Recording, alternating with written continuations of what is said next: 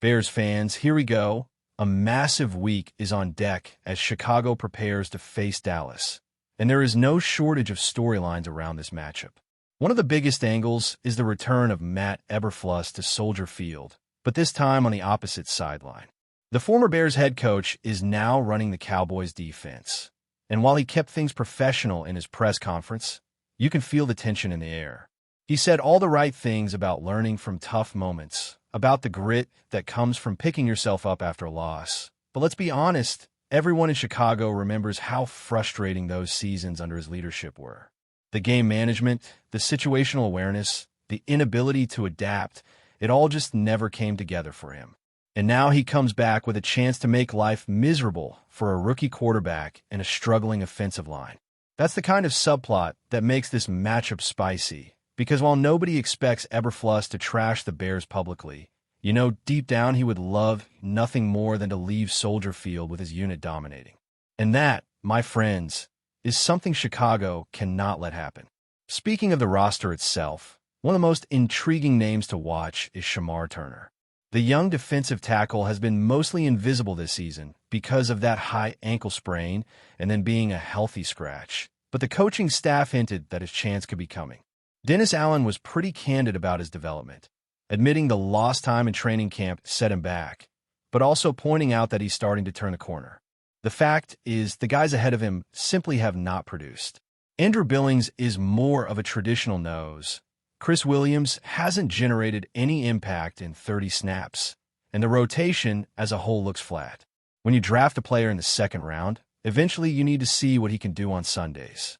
Giving Turner 10 to 15 snaps instead of Williams seems like the obvious move, especially when your front is failing to disrupt the pocket or rack up tackles for loss.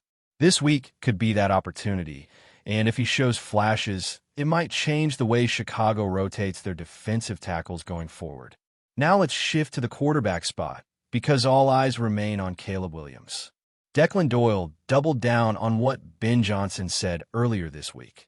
The rookie made stride from his debut to his second game, and that is exactly what you want to hear.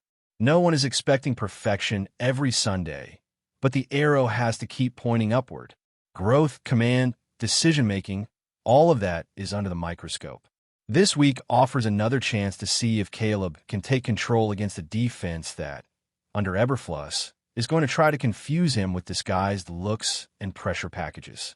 There is respect from this staff toward Eberflus's defensive mind, even if his head coaching stint in Chicago fell apart. They know his scheme can cause problems, and they're not taking him lightly. So the storyline isn't just about a reunion. It's about whether Chicago's young quarterback can outthink and outplay a coach who knows Soldier Field all too well. But the injury situation is hanging over everything. Jalen Johnson is headed to short-term injured reserve, and that is a brutal blow. Anytime you lose a player of his caliber, it changes the entire dynamic of the secondary. The staff pointed out they've had plenty of reps with Tariq Stevenson and Deshaun Wright as the outside corners, because Johnson missed most of camp. Still, that didn't stop them from getting torched last week. The challenge now is for those two to elevate their play quickly. They know the reps, they know the calls, it's just about execution. And if they don't, Dallas has the weapons to make Chicago pay. Add in the fact that other corners like Jalen Jones are banged up, and suddenly the Bears are down to just 4 healthy corners. That is a razor-thin margin of error when facing Dak Prescott and a passing game that can exploit mismatches. It doesn't end there. Linebacker depth is also taking a hit, with TJ Edwards nursing a hamstring and considered a long shot to play, and DeMarco Jackson in the same boat. That leaves the unit stretched thin, and against Dallas's rushing attack, that could be a nightmare scenario. On top of that, offensive lineman Kieran Amegadjie is sidelined again, this time with an elbow issue. The concern with him isn't just the current injury, it's the pattern. Since coming out of Yale, it feels like his body has not held up, and every time one injury heals, another pops up. For a lineman, especially one fighting for a roster spot, that's dangerous territory. If guys like Austin Booker or Travis Homer come back soon, Amegadjie could even find himself on the cut line. It's a frustrating situation because the Bears need depth, but they also need reliability. There's at least some positive news. Grady Jarrett, who didn't practice earlier in the week, was limited in the most recent session, a sign he could be trending toward playing Sunday. His presence would be huge for a defensive line that has struggled to hold its ground. DeAndre Swift remains limited with that quad, and while his availability is still in question, there's a silver lining here. It could open the door for more opportunities for Roscoe Johnson or even Monungai to step in. Sometimes when a starter is nicked up, it forces the staff to experiment, and those experiments can reveal unexpected sparks. At running back, the Bears need exactly that, someone to step up and deliver consistent production. On special teams, there's a new face to watch with the arrival of Jake Moody. The coordinator called him a very talented kicker with long-term upside, but it's also clear his confidence needs to be rebuilt. That's a project for down the line, but it shows the Bears are at least exploring answers at a position that has haunted them in the past. The real immediate concern is Cavani Turpin. If you know football, you know this guy is electric. From college to the pros, every time he touches the ball on returns, he's a threat to take it all the way. The Bears absolutely cannot let him swing the game with a punt or kickoff return. That means Torrey Taylor has to be sharp with hang time, placement, and directional punting. Coverage units need to be disciplined because one missed tackle against Turpin and he's gone. Special teams cannot be the reason Chicago loses this game, not with everything else they already have to overcome. As for Dallas, their injury report is looking a lot cleaner. Trayvon Diggs missed time with an illness, but was back as a full participant, and Cavani Turpin, along with Tyler Guyton, are practicing fully as well. The only real absence expected is Donovan Wilson with that foot issue. So while Chicago is limping into this matchup with key starters out and depth being tested all over the roster, Dallas looks close to full strength. That contrast alone paints the picture of the challenge ahead. Chicago cannot afford to start this season 0-3. The urgency is obvious, the stakes are high, and Soldier Field is going to feel that energy. The return of Eberflus only adds more fuel to the fire.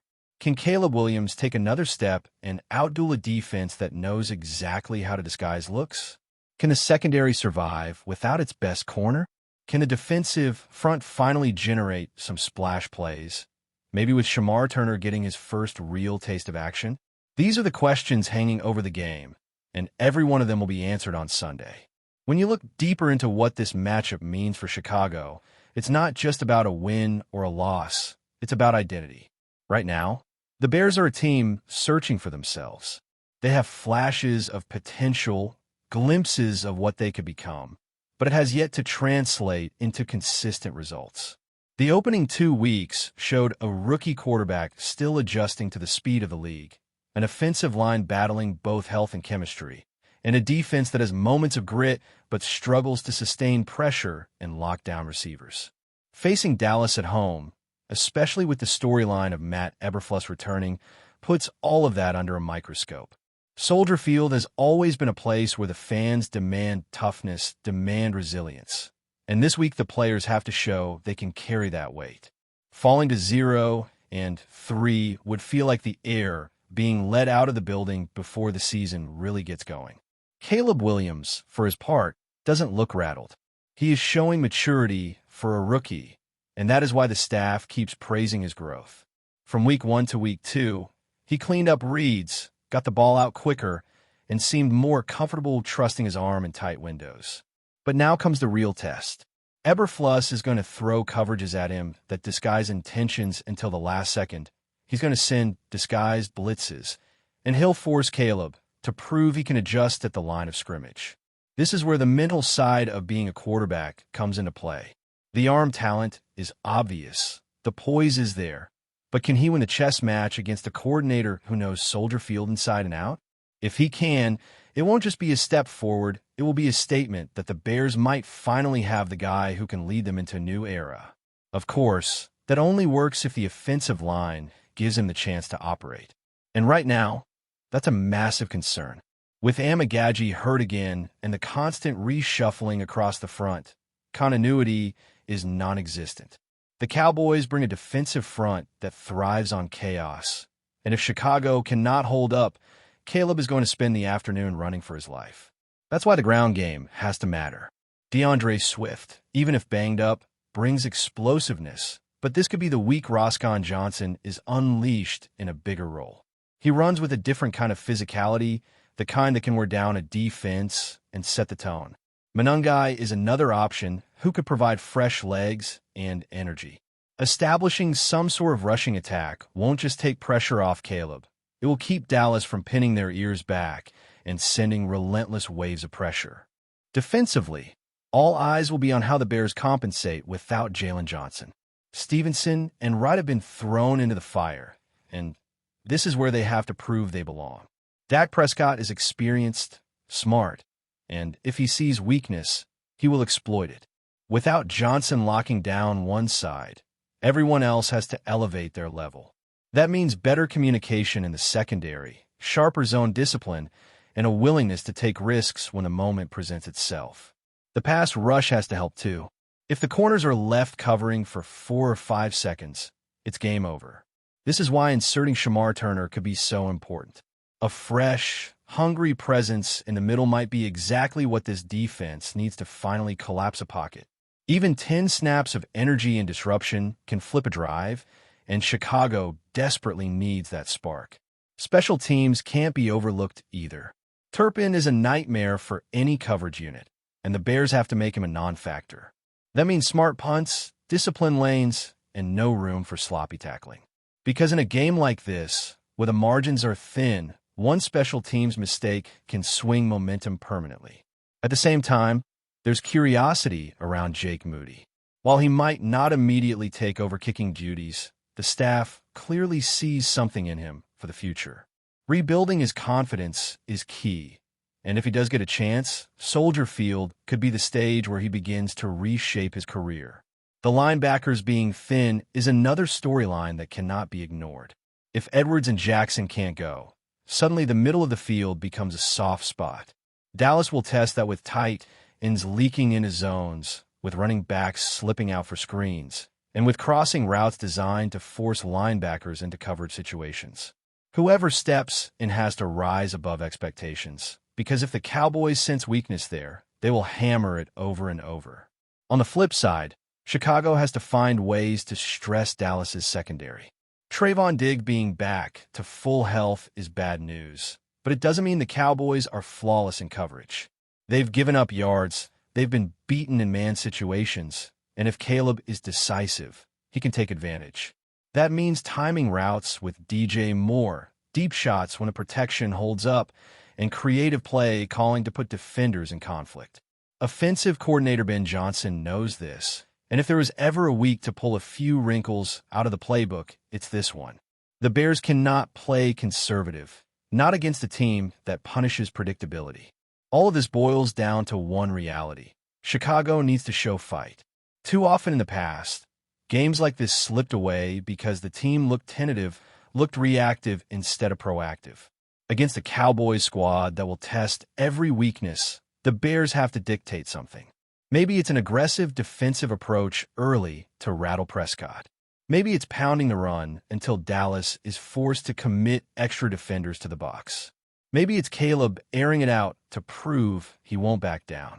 Whatever the choice, it has to be intentional. Fans are desperate to see a Bears team that doesn't just survive games, but actually goes after opponents with confidence. Before we continue, don't forget to subscribe to our channel and give this video a like. Your support helps us keep bringing you the latest updates on our Chicago Bears. And don't be shy. Drop your thoughts on the news in the comments below. In a move that has sent shockwaves through the NFL community, whispers are growing louder that J.J. McCarthy, the young quarterback who has been the face of the Minnesota Vikings' future, could be trading purple for navy and orange. Sources close to the situation suggest that McCarthy has inked a 2-year deal with the Chicago Bears, sparking a frenzy of speculation among fans and analysts alike. While nothing has been officially confirmed, the rumor mill refuses to cool, and social media is ablaze with hot takes and heated debates. McCarthy, known for his strong arm and poised decision-making under pressure, has long been a player whose potential was believed to be untapped in Minnesota. Though the Vikings have shown flashes of promise, whispers suggest that the organization's plans may not have fully aligned with McCarthy's ambitions. Chicago, on the other hand, has been seeking a dynamic quarterback capable of turning the tides for a franchise hungry for a resurgence. Could this rumored signing be the spark the Bears have been waiting for? Many insiders seem to think so. Fans are already imagining McCarthy donning the iconic navy and orange, leading a revamped Bears offense through Soldier Field. Analysts speculate about how his skill set could mesh with Chicago's current roster, with questions flying about potential starting lineups, offensive schemes, and how quickly he might adjust to his new home. Meanwhile, Viking supporters are left to wonder what could have been as the chatter about this supposed departure continues to grow louder. While the deal is still circulating in the rumor sphere, the excitement is palpable. If it comes to fruition, McCarthy's move could mark one of the more surprising quarterback shifts in recent years, redefining the NFL landscape in unexpected ways. Until official confirmation, fans and commentators alike will be glued to every report, every tweet, every hint, speculating, debating, and imagining the future with bated breath. Chicago might just have found their next star, and Minnesota is left holding their collective breath, hoping this isn't the end of an era, but perhaps the start of a new, thrilling chapter in the ever-dramatic world of professional football. That's it for this update. If you enjoyed the video and want to stay updated with exclusive news about our Chicago Bears, be sure to subscribe to our channel and hit that like button. We can't wait to hear your thoughts in the comments. See you in the next video.